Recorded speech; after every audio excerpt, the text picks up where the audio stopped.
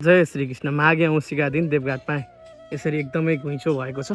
सम्पूर्णलाई स्वागत छ। तपाईँहरूलाई अहिले मैले देवघाट यसरी यहाँबाट देखाइरहेको छु। आज माघे औँसी, धेरै श्रद्धालु भक्तजनहरू भिडभाड छ यो पुलमा, अनि थप चाहिँ त्यो सङ्गममा पनि त्यत्तिकै भिडभाड छ भने देवघाट आउने बाटो पनि एकदमै प्याक थियो।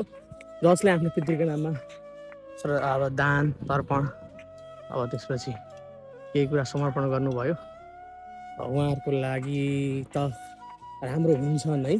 र अझै पनि कति हुनुहुन्छ उहाँहरूले पितृको नाममा अथवा आफ्नो पितृको नाममा केही तर्पण दान गर्न मन छ भने सम्पर्क गर्नु होला भन्ने यो सूचनाका साथै यो देवघाट धामबाट आजको यो माहौल पुलवारी पुलपारी उत्तिकै हुनुहुन्छ सबै यो सन्देश दिँदै केही यो औँसीलाई लिएर केही चाहिँ आफ्नो पितृका नाममा समर्पण गर्नु होला है त, म यही सूचना गर्न चाहन्छु।